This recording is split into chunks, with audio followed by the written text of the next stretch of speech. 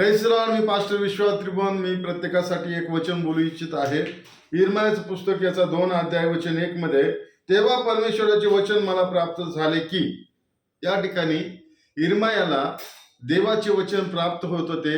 आम्ही अनेक संदेश बघितले, त्याच्यानंतर आम्ही अनेक पुस्तकामधून आम्ही बघतो की ठिकठिकाणी ठिकठिकाणी वचन असे आहे की तेव्हा ह्या व्यक्तीला परमेश्वराचे वचन प्राप्त झाले, त्या व्यक्तीला परमेश्वराचे वचन प्राप्त झाले.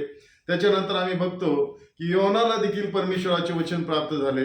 आता हे वचन प्राप्त का होतात, त्याचं कारण का आणि त्याचं महत्व काय आहे, तर आम्ही बघतो की आजच्या काळामध्ये ते वचन प्राप्त होतात का किंवा नाही होतात प्रियांनो. कारण की अनेक देवाचे सेवक आहे की त्यांना देवाचे वचन प्राप्त होतात.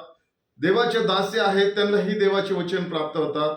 आम्ही बघतो की अनेक ठिकठिकाणी चर्च चालू असतानाही अनेक विश्वासणाऱ्यांना देखील देवाचे वचन प्राप्त होतात.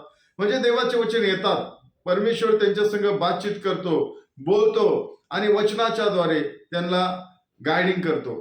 तर हे वचन का प्राप्त होतात, तर यशायाच्या पुस्तक याचा 55 अध्याय आणि वचन 11 मध्ये आम्हाला पाहायला भेटतं प्रियानो, की वचन परमेश्वर म्हणतो की मी माझे वचन ज्या कार्यासाठी पाठवलेले आहे ते पूर्ण केल्याशिवाय ते परत येत नाही. म्हणजे लक्षात ठेवा की परमेश्वराचे वचन यासाठी पाठवितो परमेश्वर की त्याचं कार्य सिद्धीस नेण्यासाठी, त्याचं कार्य सिद्धीस जाण्यासाठी किंवा त्याचा हेतू पूर्ण होण्यासाठी परमेश्वर वचन पाठवतो आणि वचनाच्या द्वारे त्याचं कार्य सिद्धीस नेतो.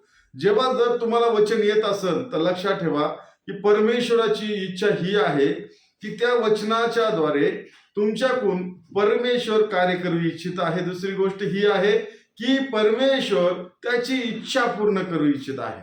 म्हणून जर वचन आलं तर हे समजा की त्याची इच्छा पूर्ण करण्यासाठी आलेला आहे, त्याचं कार्य सिद्धीस नेण्यासाठी आलेलं आहे. म्हणून प्रियांनो, जर वचन येत आहे तुम्हाला तर त्याच्यामध्ये मोठं सामर्थ्य असतं. कारण की शास्त्र सांगतं की त्याचे वचन हे सामर्थ्यवान आहे, सामर्थ्य आहे, त्याच्यामध्ये कार्य करण्याची शक्ती आहे. देवाचं वचन जे हेतू न पाठवलेला आहे तो हेतू पूर्ण करण्याची सामर्थ्य व शक्ती त्याच्यामध्ये असतं. पण लक्षात ठेवा, जेव्हा ते वचन येतं ना तर तुम्ही ते सहजीसहज घेतलं नाही पाहिजे किंवा त्या वचनाला सहजीसहज मानलं नाही पाहिजे.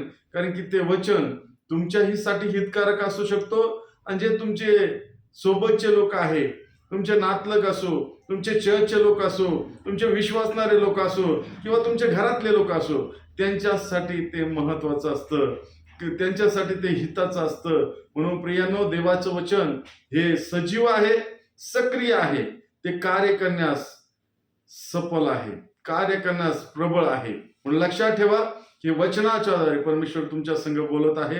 जर तुम्हाला वचन आलेलं आहे तर सहजीसहज घेऊ नका.